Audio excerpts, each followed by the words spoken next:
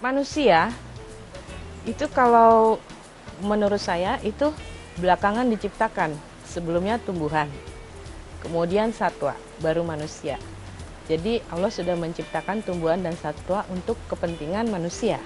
Kalau manusia melakukan pengerusakan atau melakukan tindakan semena-mena terhadap lingkungan dan satwa, itu sebenarnya kan kita saling terkait, kita saling membutuhkan, intinya begitu. Jadi saya berusaha supaya masyarakat, lingkungan dan satwa tuh hidupnya harmonis. Sedari kecil, Milza P. Sukanto atau Agil punya mimpi bak negeri dongeng. Hidup dikelilingi hewan-hewan dan segala jenis tanaman. Namun melihat perkotaan dengan gedung-gedung bertingkat, mimpi Agil hanya akan membuat orang tersenyum, lalu berkata, mustahil. Maka Agil pun menciptakan sendiri dunia seperti angan-angannya. Melakukan kegiatan atau aktivitas menyelamatkan satwa atau sebagainya itu kan biasanya ada jangka waktunya, dan saya udah capek kayak gitu. Akhirnya waktu itu saya putuskan bahwa masyarakat harus bisa, jangan mengandalkan orang lain untuk menyelamatkan. Nah, dari situ terus saya mendirikan Planet Satwa. Jadi saya dan teman-teman memberikan edukasi tentang pentingnya satwa dan lingkungan. Ular peliharaan, nggak apa-apa, karena dia kan berusaha mencium sekitarnya. Planet Satwa menyasar anak-anak, usia yang punya ketertarikan besar pada satwa. Anak-anak juga sekaligus punya kesempatan menjadi penyayang satwa.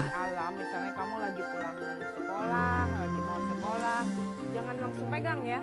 Kalau ini sih peliharaan, ini juga sebenarnya. Itu biasanya anak kecil tuh suka jahil sama satwa. Jangankan sama satwa, tanaman aja dia lewat, tangan apa metik daun lah, apa segala macam, ada kucing tendang apa. Itu yang bikin saya tidak senang. Maksudnya dalam arti kata bukan tidak senang dalam hal yang negatif, tapi justru dari situ ketidaksenangan saya kepada anak-anak justru memicu saya untuk lebih mengajar kepada anak-anak. Kalau anak atau orang dewasa mungkin udah sulit ya dibentuknya. Di awalnya memang sejak usia dini, karena apa? Supaya nanti ke depannya mereka lebih bertanggung jawab terhadap lingkungan, lebih mempunyai rasa welas asih kepada teman, sesama, dan lingkungan, termasuk satwa. Duduk manis mendengarkan cerita tentang satwa. Agil tidak suka, Agil punya cara sendiri. Ya, lebih banyak ke bercerita, lebih banyak ke membentuk cara atau pola pikir mereka.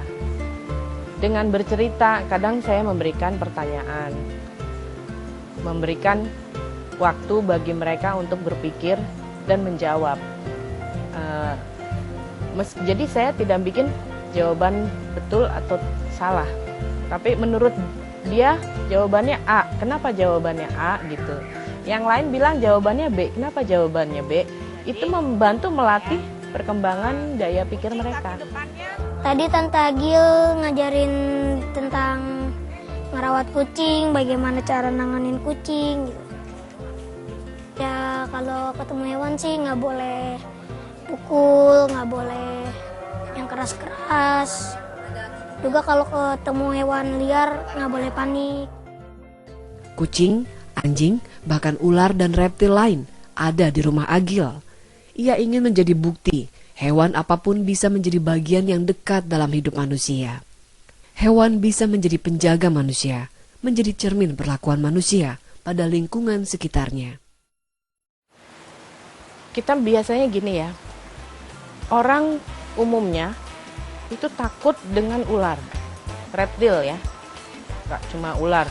Katakan cicak aja ya, itu ada yang geli gitu. Kalau ular biasanya orang ketemu langsung bunuh. Atau kucing, ada yang suka tendang kucing. Atau anjing, timpuk anjing, seperti itu ya. Padahal mereka diciptakan itu bukan tanpa sebab, bukan tanpa dasar. Justru mungkin kita harus belajar dari itu. Katakan ular masuk ke rumah. Dia bukan sengaja masuk ke rumah orang, untuk menyerang penghuni rumah, tetapi pasti ada sebabnya. Sebabnya apa? Mungkin dia mengejar mangsanya, tikus atau kodok. Kok bisa ada tikus di dalam rumah gitu kan? Nah, itu yang harus dicari dasarnya, penyebabnya. Jangan begitu kelihatan ular, bunuh, pukul. Cari penyebabnya. Tikus masuk rumah juga nggak baik kan? Dunia Agil bukan tanpa biaya, namun perempuan 44 tahun ini tahu pasti tujuannya. Kelak, semua satwa diperlakukan dengan semestinya, sehingga keseimbangan alam tetap terjaga. Dan anak-anaknya akan menjadi pengawalnya. Kalau masalah rawat-merawat satwa, dukanya itu pasti semua rata-rata sama, dana. Kadang-kadang ya kita melego barang pribadi kita. Yang penting satwa atau peliharaan kita bisa makan gitu kan. Senangnya kalau mereka sehat. Dan senang juga kalau anak-anak atau yang tempat atau sekolah yang kita berikan edukasi itu paham apa maksud dan tujuan kita gitu. Itu yang membuat suka.